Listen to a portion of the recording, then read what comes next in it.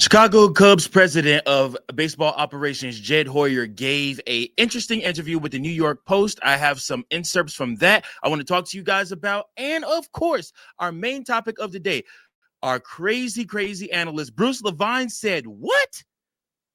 He could be right, but we'll see. We'll talk about it after this.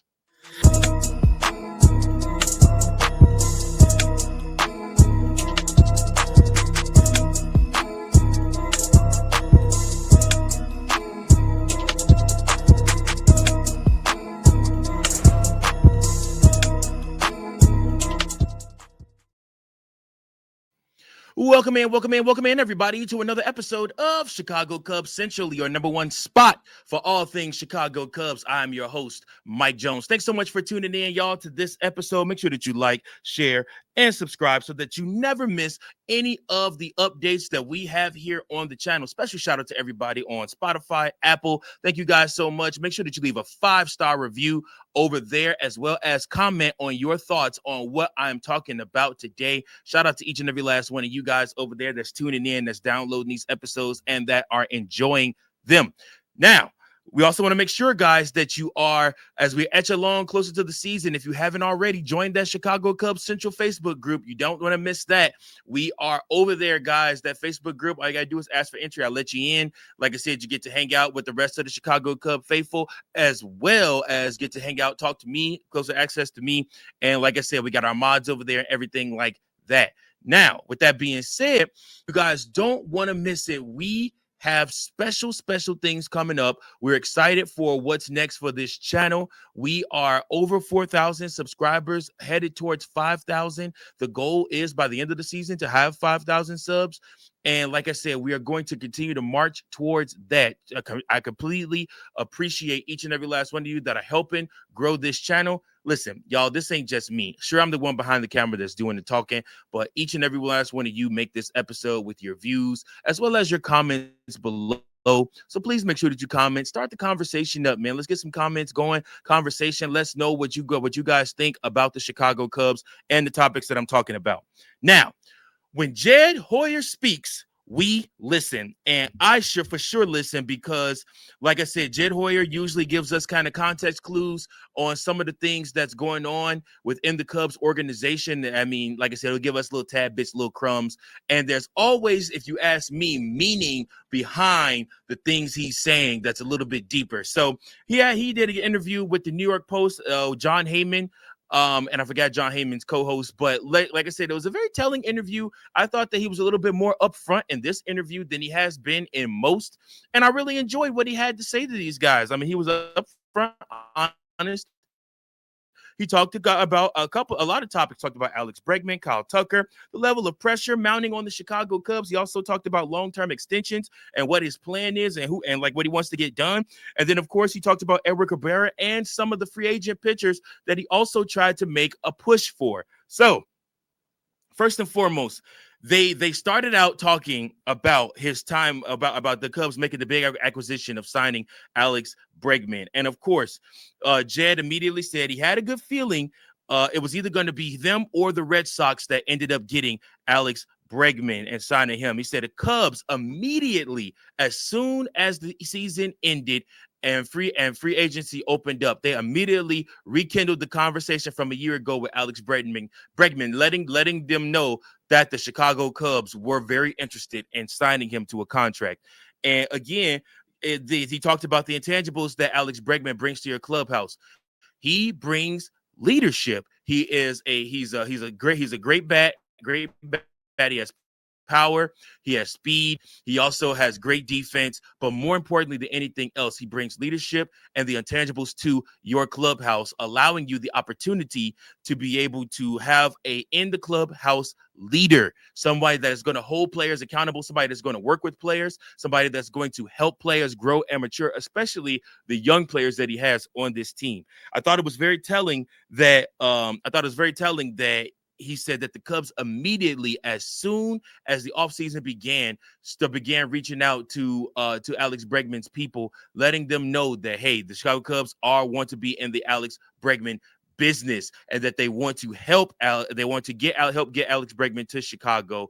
that maybe the deal didn't work out with Boston. I mean, with them before because of Boston, but they wanted him. And again, the Chicago Cubs did what they had to do to offer him the contract that he wanted, the type of deal that he wanted, and they have him. The Chicago Cubs have Alex Bregman. No trade clause, no opt-outs. It's a straight 5-year deal. He's with the Chicago Cubs. He will be a Cub for 5 years. So, like I said, he is somebody that will be a part of this organization, holding down that third base for the Chicago Cubs for the foreseeable future. Kudos to Jed for going out and getting this guy. I think a lot of times we always point out the fact that Jed misses on people. He misses because the Chicago Cubs are cheap. That's something that we've talked about constantly on this channel, is how cheap the Chicago Cubs have been or are known to be. And literally for him to go out and do this deal, to get this deal done with Alex Bregman, and Alex Bregman wanting to be a Chicago Cub and agreeing to the contract, I think is all very telling.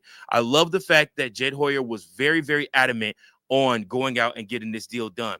Another deal that did not happen, that the Chicago Cubs apparently didn't really think or wanted to happen, was Kyle Tucker. Now, we had heard rumblings that Kyle Tucker wasn't coming back to the Cubs, that the Cubs didn't see a pathway really to bring Kyle Tucker back. I mean, they were going to go through the motions as far as offering him the qualifying offer and everything like that.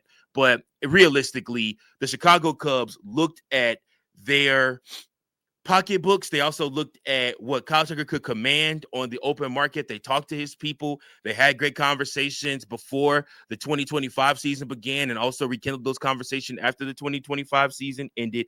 And according to Jed, they just came to the understanding that Kyle Tucker it didn't add up to bring a player like him back when there were so many other holes that the Chicago Cubs needed to fill and address. And so they chose to allow Kyle Tucker to get a better deal, a deal that, let's just call it what it is. Jed said it himself.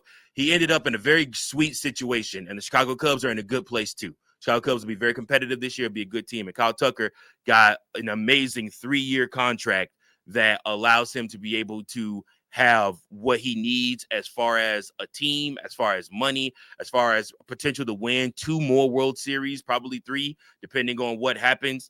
So I mean, it's just beautiful to see, like I say, how things worked out on both sides. Now, I call bullshit on the Chicago Cubs not being able to afford Kyle Tucker. I mean, there is no salary cap right now, but again, we also know that there's a self-imposed cap, that their money that they're willing to spend and what they're willing to go over and what they won't go over. And so with that, when you think about it in that sense, then sure, the Chicago Cubs have reached their salary cap, and they wanted to add a piece like Bregman. So like I said, and they thought they had other fish to fry. The Chicago Cubs' biggest thing was pitching. We have talked about it. The Chicago Cubs care very much about pitching. So what did they do? They went out and signed Edward Cabrera. And Jed Hoyer had this to say: they needed a strikeout guy. They have a lot of guys that pitch to contact: Jameson Taillon, Matthew Boyd, Shota Imanaga, Colin Ray. Justin Steele is kind of a strikeout guy, but he also pitches a little bit to contact also. But they needed a straight up strikeout guy. And he said, outside of Cade Horton, we didn't have that last year. So that was the need, and that's what caused us to end up calling up Cade. And of course, he came up and was able to provide a spark for this team before going down to injury. But we wanted to add more to that. And he said that, when it comes to making deals, when he spoke about Owen Casey, he said that the Chicago Cubs felt like they had to make a big, huge swing and get a guy that's a strikeout guy, a guy that's going to get strikes. And again, Edward Cabrera is that guy for the Chicago Cubs. He is somebody that absolutely can get you strikes and strike out. So, like I said, it was very important that they went ahead and got him. The pitching coaches have wanted Edward Cabrera in their system, he said, over the past 2 seasons. And he said that they were willing to do everything to keep him healthy this season. So, again, all good things coming out of Jed from the Chicago Cubs camp. When you look at that, I mean, that's obviously what you want to hear. And he said the most important part that he liked about the Edward Cabrera trade was that they had 3 years of control with him. I mean, he said that's a lot of control, and that's a lot of years with the guy. So again, it made it worth trading Owen Casey. I know a lot of people thought that the Chicago Cubs should never have traded Owen Casey. There are still a lot of people to this day that are waiting for the moment to turn around and shove trading Owen Casey back in the Chicago Cubs' faces, saying, I can't believe you traded Owen Casey. Look what he's doing right now. Look at him. He's a perennial all-star. He's this, he's that, and which he probably could be all of that. But you also, in turn, have somebody that could be absolutely in the Cy Young conversation each and every year. You got to give something up to get something, folks. Nothing comes free in the MLB, and not even the games. Apparently, you got to pay to watch the games too. So, or even listen to them for that matter. But that's beyond the sex point. That's point. But yeah. So, and when he spoke about the level of pressure, I like this part too. He said the level of frustration that the team had with the way the last year ended, being the fact that the season ended with them losing to the Brewers. Not only did they lose a division to the Brewers, they turned around and lost in the playoffs to the Brewers in Game 5 of that series. And he said that left a nasty taste in the Chicago Cubs' mouth, that they are ready to wash that taste out of their mouth. This has been the resounding message from the Chicago Cubs all winter into spring training. There's a nasty taste in our mouths with how last season ended. You've heard it from Jed now. You've heard it from Matthew Boyd. You've heard it from PCA. You've heard it from all different types of Chicago Cubs players. Even Ben Brown, talked about how the way last season ended left a bad taste in the Chicago Cubs' mouth, and they are looking to rectify that this season. The Chicago Cubs are coming to play for something. And maybe this is an episode for a later date for when the season actually starts. But the Chicago Cubs are coming to play for something. They're not coming to mess around this season. They want to win the division. They do not want to lose the division again to the Brewers and have to listen to the Brewers, who subtracted one of their better pitchers and still is held by a lot of people, still one of the better teams in the division. Some people think they're better than the Cubs. So for the Chicago Cubs are coming out to prove something this season. But he also said that there's pressure every season. The Chicago Cubs like pressure. They like being under the pressure. They like this feeling of having expectations. And when you are a winning ball club and expected to win a lot of games, this is what comes with the territory, pressure. So with that being said, we'll see how the Chicago Cubs answer to this pressure. And like I said, as far as long-term extensions, the Chicago Cubs are going to try to get some of those extensions done. He did mention the fact that they're going to try to get some extensions done this season. They have a lot of mature players that know that they're in contract years, so they're expecting them to also come through and perform, including Nico Hoerner, including Ian Happ. But he also talked about wanting to extend players like PCA, but also being able to use the time needed to do that. So all good things from that conversation. I really enjoyed that conversation. Guys, check out John Heyman's MLB podcast on the New York Post YouTube. I enjoyed it. I thought Jed was very open with those guys, more open sometimes than he is even with the marquee guys. We will be clear to see what happens from that.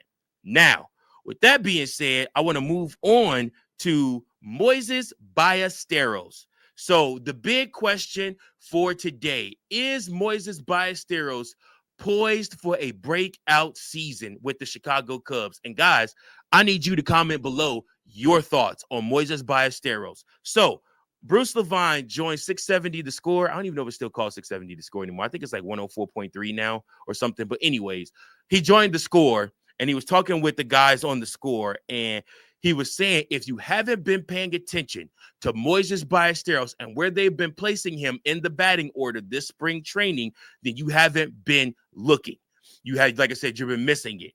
Basically, he predicts that Moises Ballesteros in a lineup that consists of Nico Hoerner, Alex Bregman, PCA, Michael Busch, Seiya Suzuki, a revamped swing on Dansby Swanson, Ian Happ, all of these players, Carson Kelly, that Moises Ballesteros, your everyday DH, is going to be right plumb in the middle of the batting order.